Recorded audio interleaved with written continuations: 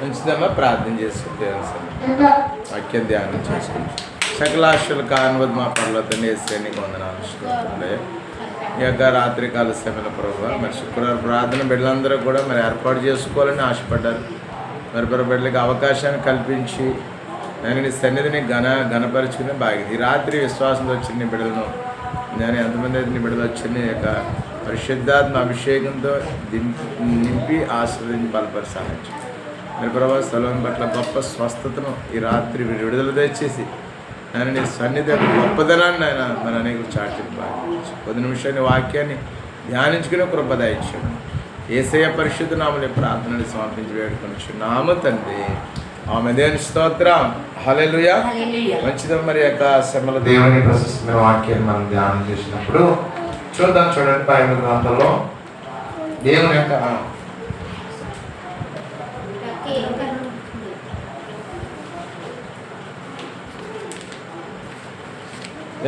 సమయంలో మనము దేవుని ప్రశస్తమైన వాక్యాన్ని అనగా దేవుని యొక్క వాక్యాల పట్ల అనగా దేవుని యొక్క ఉద్దేశాలు ఎలా ఉంటాయి ప్రజల్లో, మరి దేవుని ఏ విధంగా మనము గొప్ప చేయాలి అనేటువంటిది మనం చూసాం. దేవుని స్తోత్రం. అనగా ఈ దినము మనము దేవుని యొక్క శక్తిని మనం గుర్తెరగాలి. దేవుని స్తోత్రం. దేవుని శక్తిని మనం గుర్తెరిగితేనే దేవుని ఆశీర్వాదం మనం చూడగలుగుతాం. దేవుని స్తోత్రం. చూడండి, ఇక్కడ వారిని ఏమంటారంటే శక్తి అనే మాటను బట్టి బైబిల్ గ్రంథంలో మనము కొన్ని రకాలుగా బైబిల్ పండితులు సిద్ధపరిచారు. ఒకటి చూడమ్మా, అవి పవర్ సెమినార్స్ అంటారు. దేవుని స్తోత్రం. రెండు అంటే పవర్ ఎవాంజలిజం అంటారు. అంటే శక్తి కలిగినటువంటి సదస్సులు. ఇవన్నీ కూడా రాత్రి ఏర్పాటు చేసుకునే ప్రార్థన లాంటివి శక్తితో నింపబడింది. ఏదేదో మామూలుగా లోపల ఉన్నటువంటి కార్యాలు కాదు. మనం దేవుని మందిరానికి వచ్చామంటే ఇక్కడ శక్తి కలిగినటువంటి భక్తి ఉండాలి. దేవుని స్తోత్రం. దేవుని యొక్క సన్నిధిలో మార్పు సువార్త 5 దేవుని పరిశుద్ధ గ్రంథం మార్పు సువార్త 5 అధ్యాయంలో రక్తస్రావం కలిగిన స్త్రీ యేసయ్య దగ్గరికి ఎలా వచ్చిందంటే యేసయ్య శక్తి కలిగిన దేవుడు అని నమ్మి ఆయన యొద్దకు వెళ్ళి ఆయన అంగీను ముట్టుకుంది. దేవుని స్తోత్రం. అలా ముట్టగానే ఆమెలోకి ఏమొచ్చిందంటే దేవుని ప్రభావం వచ్చింది. దేవుని స్తోత్రం. అది శక్తి కలిగిన దైవభక్తి. ఈ రాత్రి ప్రియమైన దేవుని సన్నిధికి వచ్చిన మన జీవితంలో ఇది ఒక సెమినార్ అనేటువంటి, ఇది ఒక పవర్ సెమినార్, శక్తివంతమైన శిబిరం, శక్తివంతమైన సదస్సు అని మనం గుర్తుపెట్టుకోవాలి. దేవుని స్తోత్రం. రెండోది పవర్ ఎవాంజలిజం అంటారు. శక్తి కలిగిన పరిచర్య ఇక్కడ జరగాలి. ఏదో మామూలుగా నలుగురు కూర్చుని మాట్లాడేది 4 పాటలు అనేది కాదు. ఇది శక్తితో నింపబడినటువంటి ఒక పరిచర్య. ఈ పరిచర్యలో ఏముండాలంట? పవర్ ఎక్స్‌ప్లాయిషన్ ఉండాలి. అంటే దేవుని యొక్క శక్తి మండుతూ ఉండాలి. దేవుని స్తోత్రం. అలాగే పవర్ మినిస్ట్రీ అనేటువంటిది, అంటే దేవుని యొక్క శక్తి కలిగిన ప్రత్యక్షత చూడాలి. దేవుని యొక్క ఉదయకాల సమయంలో గృహానికి వెళ్ళాం, దర్శించిన ప్రార్థన చేస్తాం. వారి దేవుని యొక్క ఆత్మ దిగి వచ్చినప్పుడు వారు దేవుని యొక్క సన్నిధిని అనుభవించారు. దేవుని స్తోత్రం. మన కళ్ళలోంచి నీళ్ళు వచ్చినాయి. ఆ బిడ్డ దేవుని యొక్క తాకిడికి గురైంది. ఆ బిడ్డలో ఉన్న బాధను, కళ్ళలో ఉన్న నీటిని ద్వారా ఆయన విడుదల చేశారు. దేవుని స్తోత్రం. హల్లెలూయా. ఈనాడు చాలా మంది దేవుని యొక్క శక్తిని దేవుని ఆశ్రయిస్తారు, కానీ దేవుని శక్తిని మనం పొందుకోలేకపోతున్నారు. దేవుని స్తోత్రం. అయితే ఈ యొక్క రాత్రికాల సమయంలో దేవుని శక్తి ద్వారా మనము అనేకమైన కార్యాలు పొందుకోవాలి. అది దేవుడు మన నుంచి కోరుకుంటున్నటువంటి కార్యాలు. దేవుని స్తోత్రం. ఆయన ఏం కోరుకుంటున్నామో, ఆయన మన నుంచి ఏం కోరుకుంటున్నాడంటే ఒక గొప్ప శక్తి కలిగిన కార్యాలు మనం చూడాలని ఆయన ఆశపడుతున్నాడు.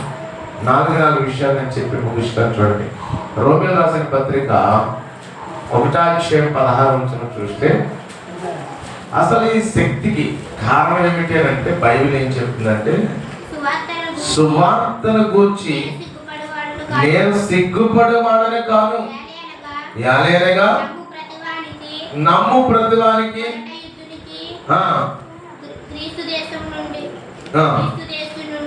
గ్రీసు దేశం నుండి కూడా రక్షణ కలుగు చేయటకు.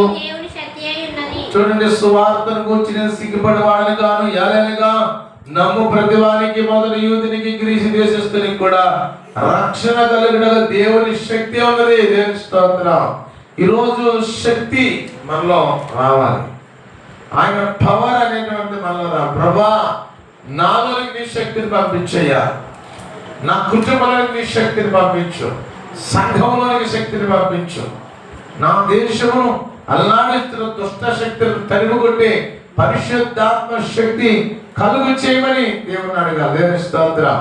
అది ఎలా నెరవేరుతుందంటే సువార్త ద్వారా. దేవుని స్తోత్రం. సువార్త ద్వారా మంచి వార్త చెప్తా ఉంటాం.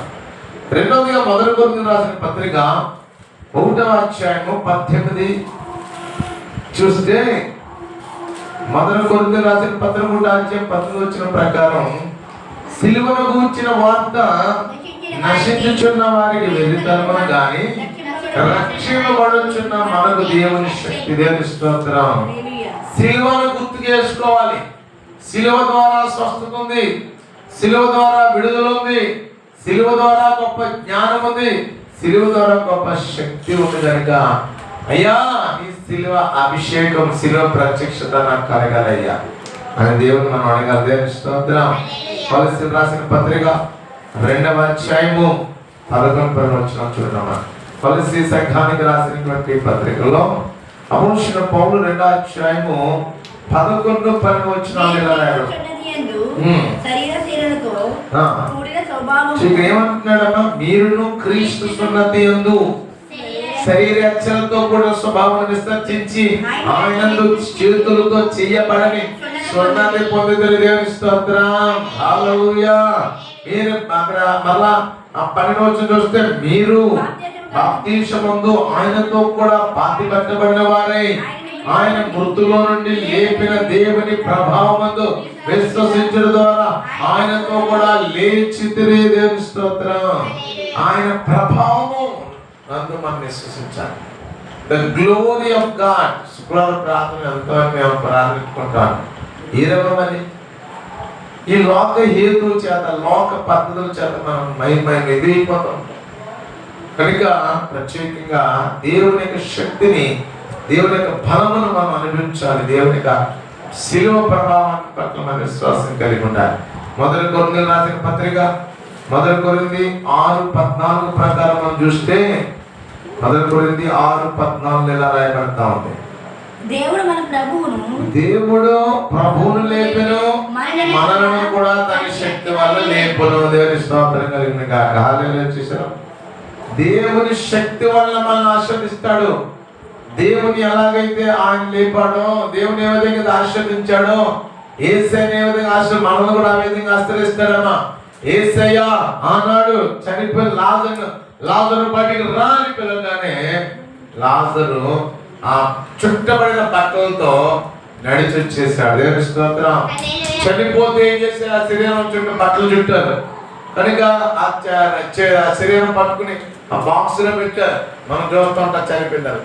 అలాంటి వ్యక్తి, ఇప్పుడు చనిపోయిన వ్యక్తి, మృత్యుడైపోయినటువంటి వ్యక్తి యేసయ్య శక్తి కలిగిన మాట వినగానే ఆ సమాధిలో నుంచి లేచాడు. దేవుని స్తోత్రం.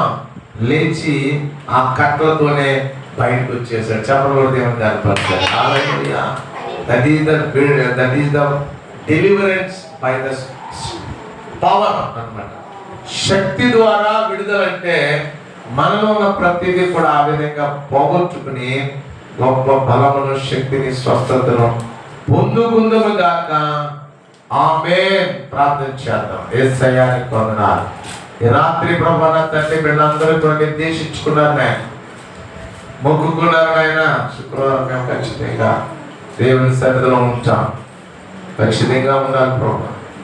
బిడ్డలు ఏర్పాటు చేస్తున్న ప్రతి శరీర రుగ్మతలు, ప్రతి విధమైన శరీర కోరికలు, ప్రతి విధమైన శరీర బలహీనతలు, ఆర్థిక బలహీనతలు, ప్రతి అవసరతలు కూడా ఒకసారి దృష్టించండి.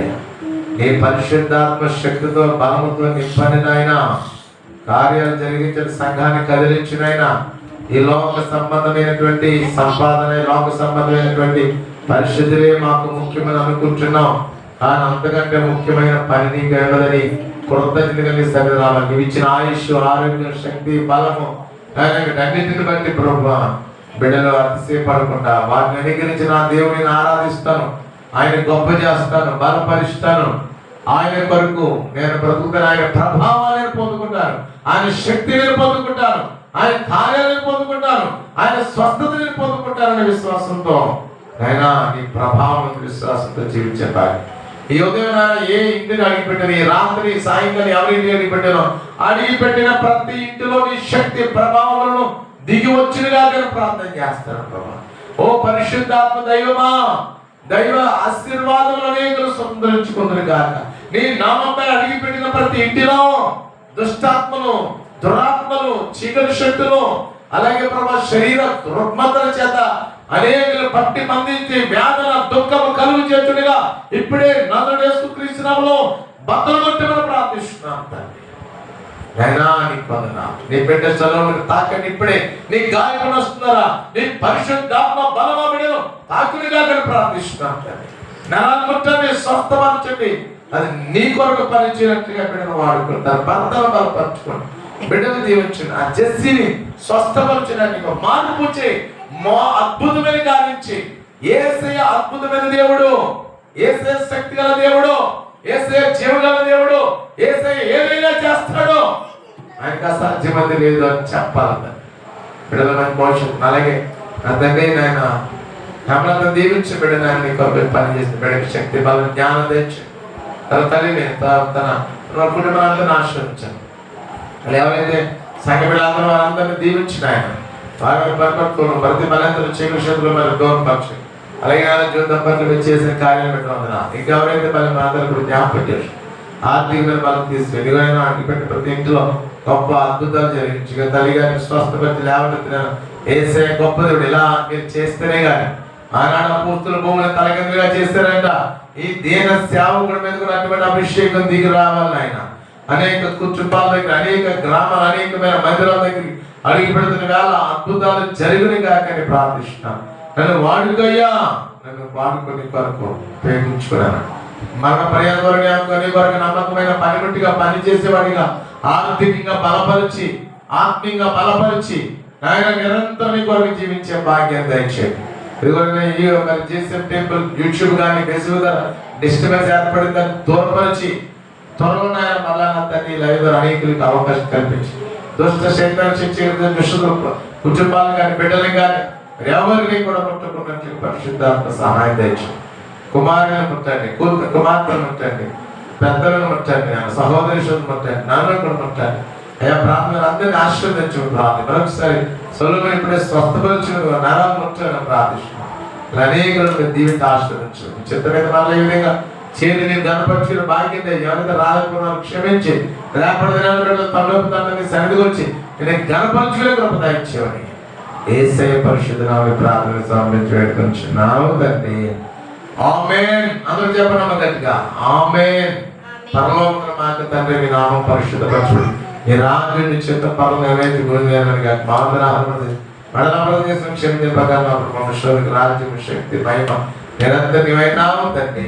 అవనే శక్తి మేచే పరమేశ దేశం అపవాదిగా అంత నాశనం కలుగునే కాక మన తండ్రి దేవుని ప్రేమ కుమారుని ఆశ పరిశుద్ధాత్మక సావాసం కూడా అందరికీ అర్గన బాధ్యత బలహీన సంవత్సరాలు విడుదల, స్వస్థత, సూచికలు, మహత్తుల ఆత్మత, ఆచరణ, ఆయుష్, ఆరోగ్యంతో నడిపించి కాచి కాబట్టి బలపరచునే కాక ఆమేన్.